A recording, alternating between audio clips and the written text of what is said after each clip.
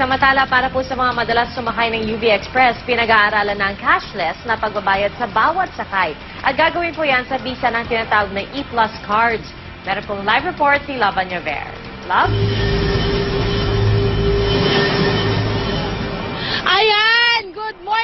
Good morning po, and everyone. Thanks sa inyo mga kapuso. Nandito tayo ngayon live sa May Pasay Terminal. At syempre, hawak-hawak ko ngayon ang aking, may pangalan ko pa yan, E-Plus Tap to Pay card. Ito po ang ipatutupad ng, dito sa area ng Pasay Terminal. No? Pagsasakay po kayo ng UV Express, kailangan nyo lang pong itap sa isang card reader ang inyong card at lalabas na po doon ang inyong, ayan. Lalabas po kung saan kayo pupunta ba? At syempre, makikita rin natin dito kung magkano po ang inyong babayaran. Papakita ko sa inyo. Ayan. At syempre, ito na, magbabiyahe na tayo papunta itong, wait lang.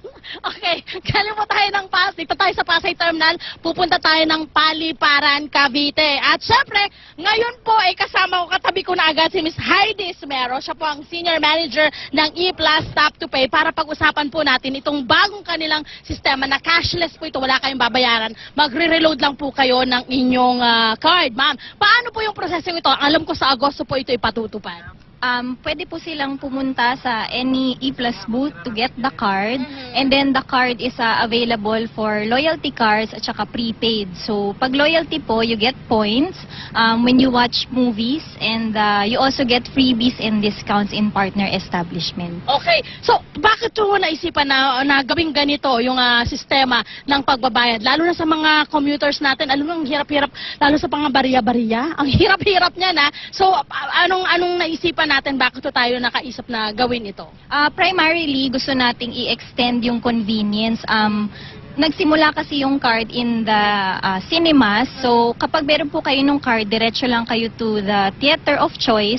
Hindi nyo na kailangan bumili ng movie ticket. So, we also want to extend that same convenience to our passengers in the mall. Okay. So, mas mabilis yung transaction niya kasi na-mention mo nga wala siyang suklian. So, you just tap it and then the exact amount is deducted from the card. Okay. Paano naman ho tayo, hanggang ano yung maximum na pwede po kayong mag-load? Kasi sabi nyo nga, pwede ito bukod sa paggamit sa pamamasahe, pasahe sa UV Express, pwede rin sa ibang mga establishment.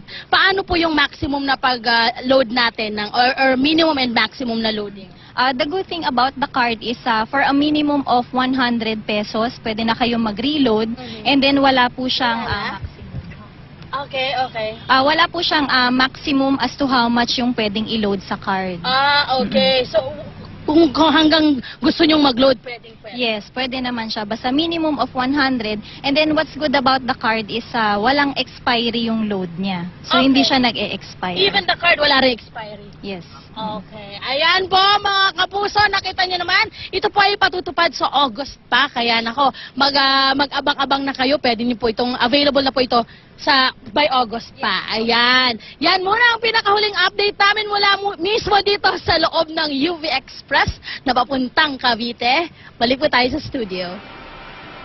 Maraming salamat, Love Anyaver. Live po yan mula sa umaandar na UV Express.